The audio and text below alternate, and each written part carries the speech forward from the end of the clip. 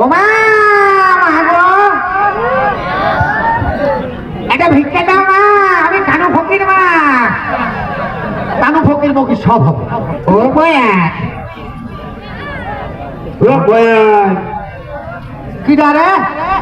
দিনা পুরা থাকতে আমার বউ। ও হ্যাঁ বয়ান, তুমি এই জায়গায় চলে যাও। আমি তো আমি ভিজিয়ে বেড়াচ্ছি। আপনি কিরা? আমি যে ফেলে ভিতরে ঝালমুড়ি বেঁচে বেঁচে তোমার দিতাম, আবার 2000 টাকাও গুছাইলাম, তাও দিলাম।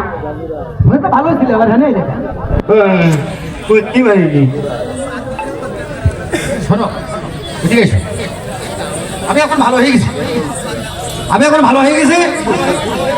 এরপরও সেদিনকে দেখি সালিলাম সিটি দিয়ে আমি রিসিভ করবো।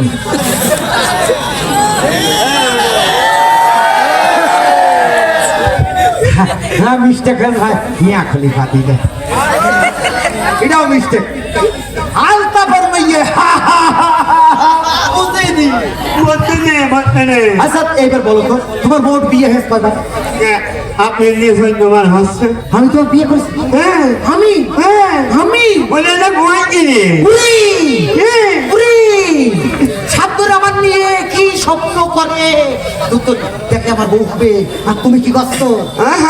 ছেলের ভিতরে কি সুন্দর বাতাস আসছিল, তোমার ধানমণি মাকিয়ে খাওয়াই তো তোমার মনটা শুনি। ওই জায়গায় তো আমার পেটের গ্যাস বেরিয়েছে। আমার পেটে কি গ্যাস ছিল?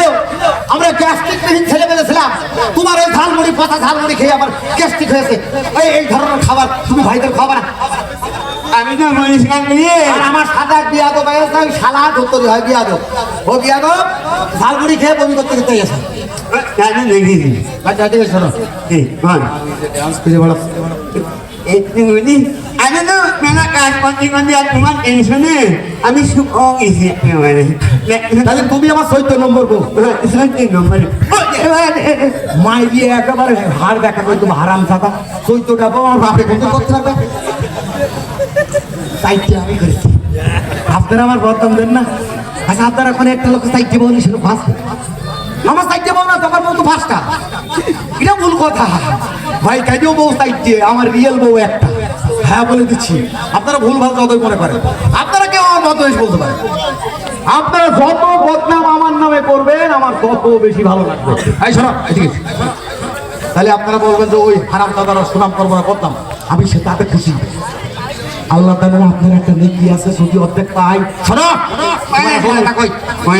আসল কথা হচ্ছে সব জায়গায় ঠাকুর হাড়ি ভাঙা যাবে না, ঠিক আছে?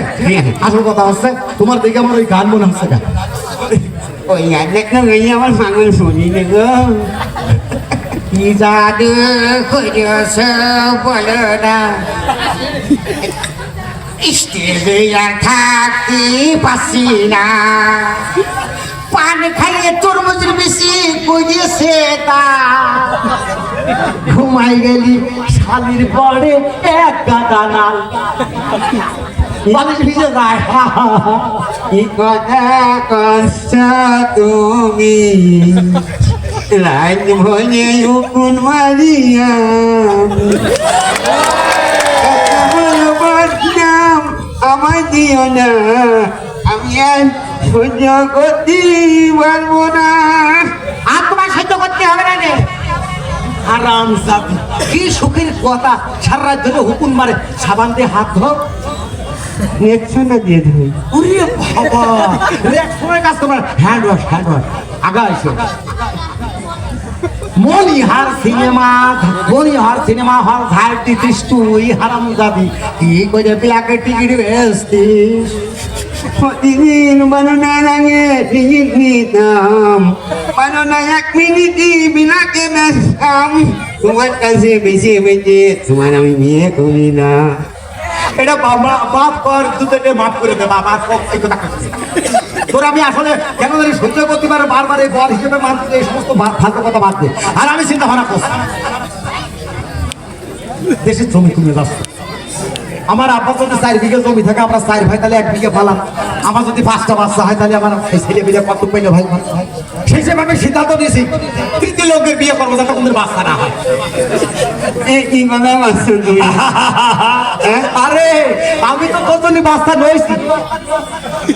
হ্যাঁ বলে যে আমি কোনোদিন বিয়ে করিনি, তুমি আমার প্রথম, এখন তুমি আমার প্রথম সকালের ওই মিটিং এর বিয়ে করবো, তার মানে নাকি?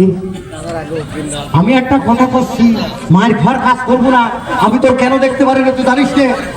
তুই শুনে নে, আমি তোর এই জন্য দেখতে পারি না, তুই ঠিক মতো তুই নামাজ আদায় করিস না, রোজার মধ্যে এটা ওটা বলে রোজা রাখিস না, তুই পবিত্র থাকিস না, তুই ঘর তোর পরিষ্কার রাখিস না, তুই নিজের কাপড় পরিষ্কার রাখিস না, ওই জন্য তোর আমি মেনে নিবি।